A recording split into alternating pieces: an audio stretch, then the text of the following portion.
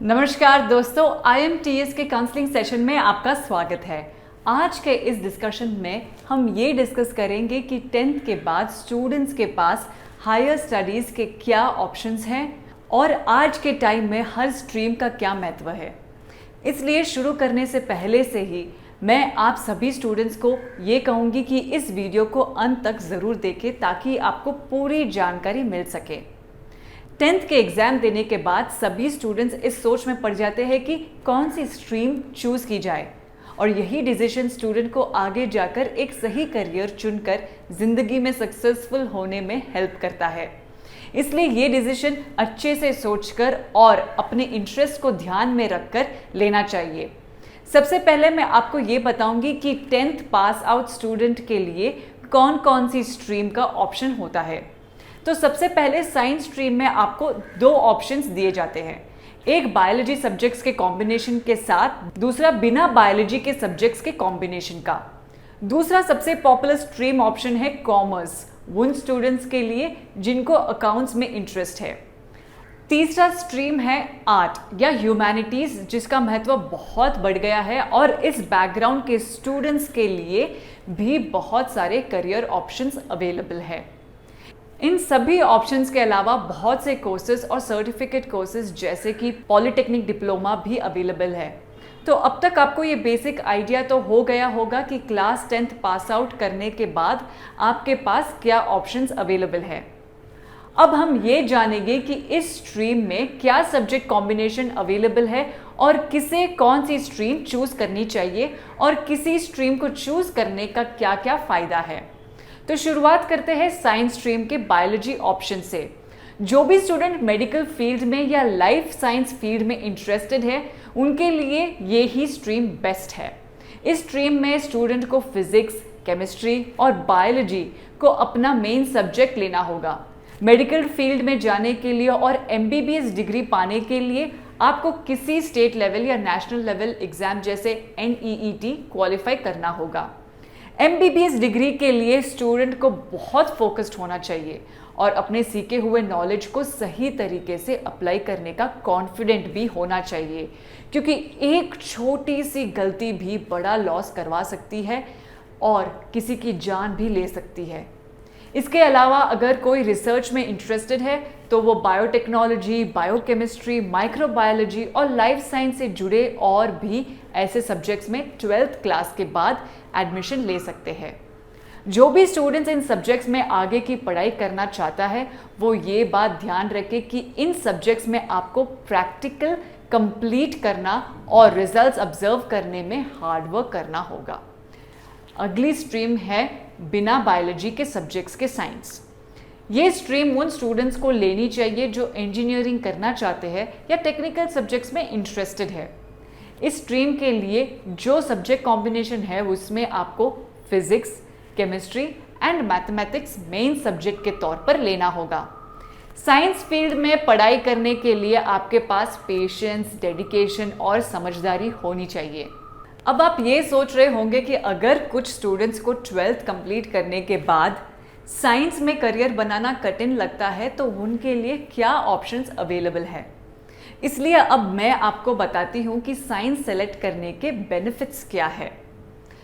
ऐसा इसलिए है क्योंकि साइंस बैकग्राउंड के स्टूडेंट्स के लिए साइंस फील्ड के अलावा बाकी फील्ड के ऑप्शंस भी खुले हुए रहते हैं। वो 12th कंप्लीट करने के बाद आसानी से अपने इंटरेस्ट के अकॉर्डिंग कॉमर्स या आर्ट्स फील्ड में जा सकते हैं, जबकि जिन स्टूडेंट्स ने साइंस नहीं लिया है वो ऐसा नहीं कर सकते हैं। जैसे कि अगर किसी स्टूडेंट्स ने आर्ट्स लिया है तो वो हायर स्टडीज़ के लिए साइंस फील्ड में नहीं जा सकते। अब अगर हम कॉमर्स स्ट्रीम की बात करें तो हम ये पाएंगे कि जो स्टूडेंट्स कैलकुलेशंस में इंटरेस्टेड है और जिन्हें नंबर्स और डेटा वगैरह सॉल्व करने में मज़ा आता है उनके लिए ये बेस्ट ऑप्शन है।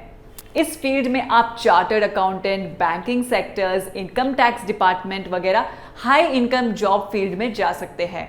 और जो लोग बिजनेस स्टार्ट करना चाहते हैं या मार्केटिंग में इंटरेस्ट रखते हैं उन्हें कॉमर्स स्ट्रीम ज़रूर लेनी चाहिए।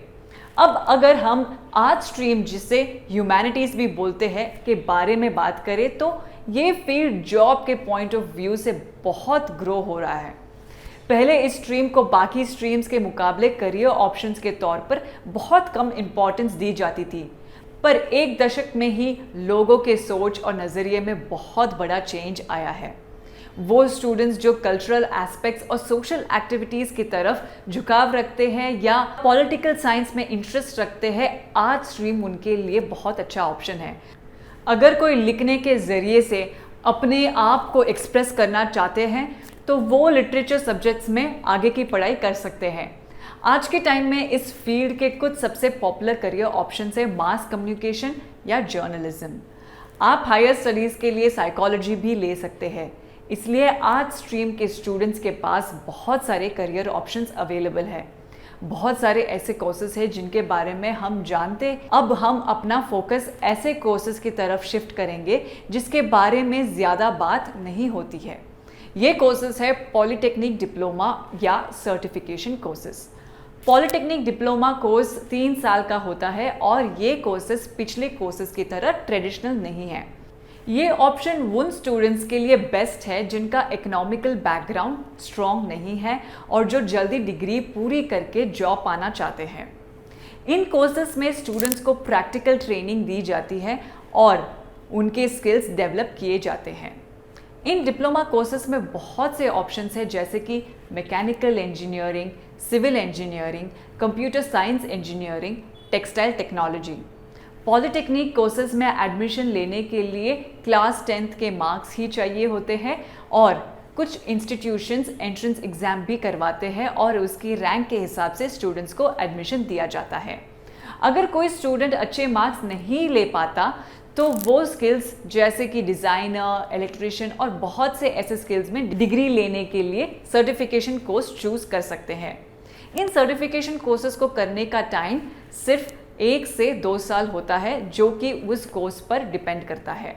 दूसरी तरफ बहुत से ओपन स्कूलिंग सिस्टम और डिस्टेंस एजुकेशन सिस्टम भी आ रहे हैं, इसलिए ये उन स्टूडेंट्स के लिए काफ़ी फ़ायदेमंद है जो क्लास 10th के एग्ज़ाम क्वालिफाई नहीं कर पाए हैं या क्लास 10th में कोई एक सब्जेक्ट्स क्वालिफाई नहीं कर पाए हैं।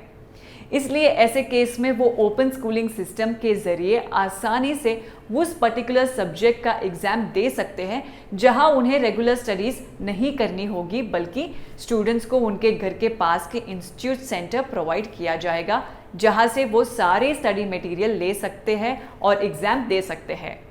क्लास 10th के बाद 11th और 12th की पढ़ाई भी ओपन स्कूलिंग से की जा सकती है। जैसे अगर कोई स्टूडेंट्स 10th स्टैंडर्ड के बाद पढ़ाई नहीं कर पाता है और कुछ सालों के गैप के बाद फिर से स्टडी करना चाहता है तो ओपन स्कूलिंग सिस्टम उनके स्टूडेंट के तौर पर डिग्री कंप्लीट करने और गवर्नमेंट जॉब्स के लिए एलिजिबल होने के लिए एक अच्छा पॉइंट है। अंत में मेरा सुझाव यही है कि हर किसी को भीड़ का हिस्सा नहीं बनना चाहिए और अपनी एबिलिटीज़ के हिसाब से डिसीजन लेनी चाहिए। आशा करती हूँ कि ये वीडियो आप सभी के लिए हेल्पफुल रही होगी।